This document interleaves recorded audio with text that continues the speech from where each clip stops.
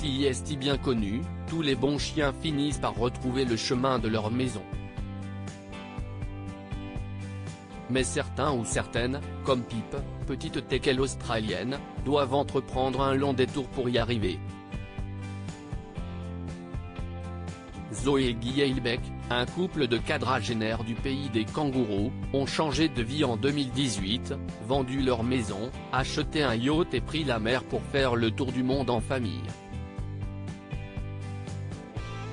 En mars 2020, accompagnés de leurs fils, Cam et Max, 8 et 13 ans, ils sont à la moitié de leur périple.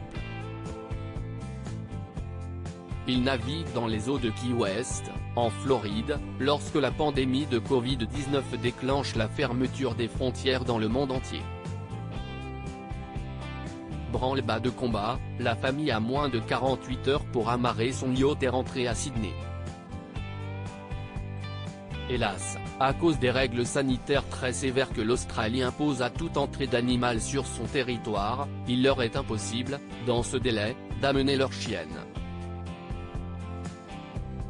La mort dans l'âme, la famille doit se résoudre à laisser Pip chez une amie aux États-Unis.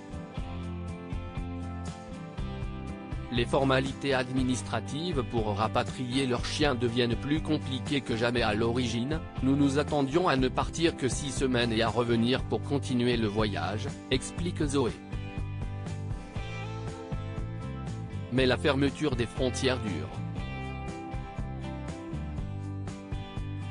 Et avec la nouvelle réglementation Covid-19, les formalités administratives pour rapatrier leur chienne deviennent plus compliquées que jamais. Pour exporter un animal d'Amérique, vous devez obtenir une déclaration américaine indiquant qu'il est en bonne santé et qu'il a subi des analyses de sang particulières à cause de la rage, détaille Zoé. Sauf que le dit certificat est émis depuis New York, qui était alors confiné. Après des semaines d'attente, les Heilbeck reçoivent finalement le document. Mais les galères ne sont pas terminées, il faut maintenant trouver un moyen de transport, car Qantas, la compagnie aérienne australienne, n'accepte plus les chiens.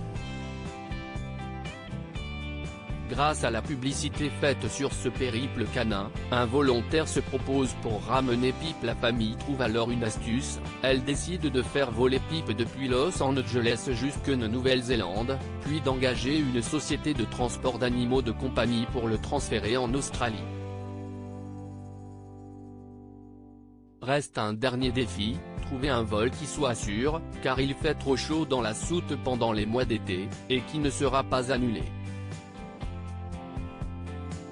Heureusement, grâce à la publicité faite sur cet incroyable périple canin, un volontaire se propose pour ramener Pip. Le 11 août, après 5 mois de séparation et 15 000 km d'éloignement, la petite teckel rentre enfin à la maison. Nous avions tellement peur qu'elle ne nous reconnaisse plus, a déclaré Zoé. Nous avons tous pleuré quand, en nous voyant, Pip s'est jeté sur nous en jappant de joie. La qualité indéfectible des chiens, si est-il la fidélité.